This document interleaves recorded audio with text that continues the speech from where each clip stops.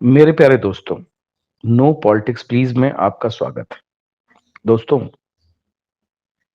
जैसा कि आप जानते हैं कि संसद की एथिक्स कमेटी ने मोहिया मित्रा को उन पर जो इल्जाम लगाए गए हैं उसका स्पष्टीकरण देने के लिए बुला लिया है। सांसद महुआ मित्रा, जो कि आप जानते हैं, टीएमसी की सांसद हैं, फायर ब्रांड सांसद हैं और पिछले बहुत से समय से मोदी सरकार, अडानी और बीजेपी के ऊपर अनर्गल इल्जाम लगा रही थी। हालांकि उन इल्जामों का कोई सबूत अब तक वो नहीं दे पाई हैं, लेकिन फिर भी चूंकि महिला हैं और राहुल गांधी की काफी करीबी हैं, इसलिए वो हर तरीके के इल्जाम मोदी, बीजेपी और अडानी पर लगा रही थी। बाद में पता चला कि इन सारी चीजों के पीछे जब सांसद डॉक्टर निशिकांत दुबे ने संसद में ये मसला उठाया कि वो सवाल जो भी संसद में पूछती हैं, उन सवालों के पीछे कोई और है और उन सवालों के पूछने का वो बाकायदा पैसा लेती हैं, रिश्वत लेती हैं या पैसे की जगह कुछ और लेती, मतलब जो है सामान लेती हैं। तब जाके ये मामला संसद की एथिक्स कमेटी के सामने आया और इस मामले की जब खोजबीन चालू हुई तो मुंबई के प्रसिद्ध कारोबारी डॉक्टर हीरानंदानी के पुत्र निरंजन हीरानंदानी का नाम सामने आया। अब निरंजन जो हीरानंदानी हैं, रियल एस्टेट अरबपति, उनके बेटे दर्शन हीरानंदानी ने सरकारी गवाह बनना मंजूर कर लिया है, अप्रूवर बन गए हैं और अप्रूवर बनने के बाद में उन्होंने एफिडेविट में अपनी सारी बातें महुआ मित्रा से जो भी संबंधित हैं वो सारी बातें लिखकर संसद की एथिक्स कमेटी को सौंप दी है। खैर, सांसदों द्वारा इस प्रकार के कर्म किए जाना ये कोई नई घटना नहीं है। पहले भी बहुत सारे सांसद ऐसे, उनके बारे में बातें उठती रहीं कि उन्होंने अपने घरों में आतंकवादियों को पनाह दी है। न जाने कितने सांसद देश विरोधी गतिविधियों के लिए कुख्यात रहे हैं। पंजाब के भी कई सांसद जो हैं खालिस्तानी आंदोलन से जुड़े रहे हैं।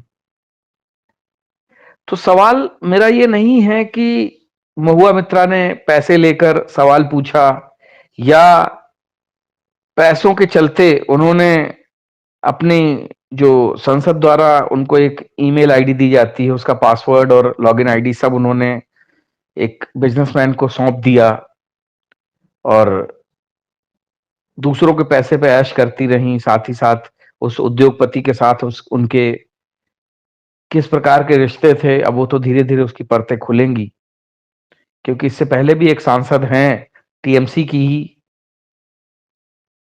जो कि पहले हीरोइन भी रह चुकी हैं, उनके बारे में भी काफी कुछ उछला, उन्होंने भी काफी गुल खिलाए और अब वो वापस जो है टीएमसी में अपने जो है सेवाएं दे रही हैं। तो इस प्रकार के जो ये चरित्र है इन लोगों का, सवाल इस बात का उठता है कि हमारा देश किस प्रकार के लोगों के हाथों में है। जब ये गुच्ची के बैग या बड़े बड़े महंगे उपहारों के बदले में संसद की जो ईमेल आईडी है, उसका लॉगिन आईडी पासवर्ड ये किसी एक व्यापारी को दे सकते हैं, तो जरा सोचिए कि अगर इनको अच्छा खासा पैसा दिया जाएगा या कोई बहुत बड़ा उपहार दिया जाएगा या कोई बहुत बड़ा लालच दिया जाएगा, तो क्या ये हमारा, आपका या देश का सौदा नहीं करेंगी? बिल्कुल करेंगी। तो आपको ये समझना होगा कि जिन नेताओं को हम अपने वहां नियम कानून का निर्माता बताते हैं या कहते हैं कि ये हमारे लिए नियम कानून बनाते हैं, वास्तव में ये लोग कितने बिके हुए हैं, बिकाऊ हैं और खोखले हैं। ये अपने फायदे के लिए देश को, समाज को, हमको, आपको, किसी को भी बेच सकते हैं। इनकी कोई इथिक्स नहीं है, इनकी कोई भी रूल्स नहीं, कोई रेगुलेशंस नहीं है, इनके लिए कोई भी नियम कानून मायने नहीं रखते हैं। ये विशुद्ध बिकाऊ लोग हैं जो अपनी मेहनत से सांसद तो बन गए हैं, किस्मत से इन्होंने वो पदवी तो पा ली है, लेकिन इनके अंदर का जो लालच है, इनके अंदर का जो जहर है, वो खत्म नहीं हुआ है।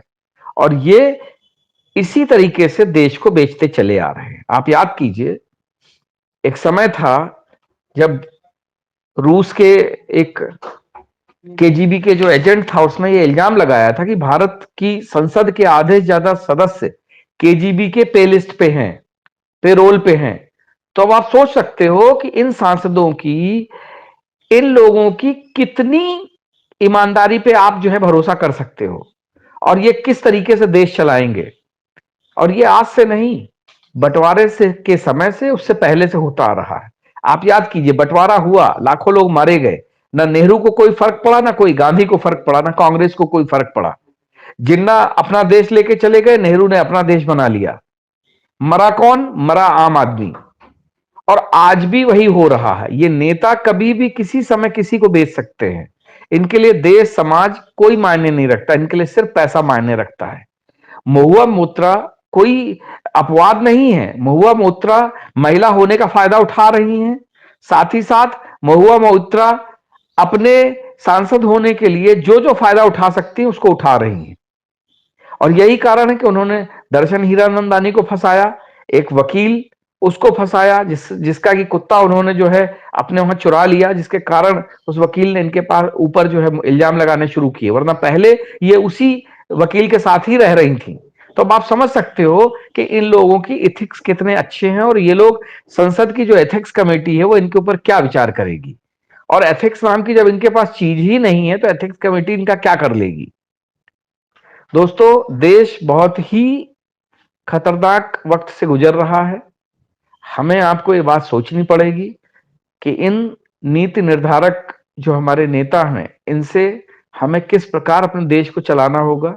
हमारा आपका सिर्फ वोट ही इनको बना सकता है, बिगाड़ सकता है।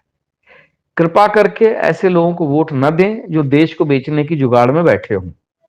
याद रखिए, देश बिक जाएगा तो हम भी इराक और सीरिया की तरह सड़क पे आ जाएंगे। आज जो गाजा में हो रहा है वो हिंदुस्तान में होगा, उसको कोई नहीं रोक सकता। आपके और हमारे, हम लोग बड़े बड़े घर बनाने, गाड़ियां खरीदने में जो विश्वास रखते हैं, हमसे ज्यादा बड़ी बड़ी गाड़ियां, घर, बंगले जो है इराक, सीरिया और गाजा के लोगों के पास थे, लेकिन आज वो किसी काम नहीं आ रहे हैं। कश्मीर का हाल आपने देख लिया है, जिस तरीके से पंडितों को मार के वहां से निकाला गया।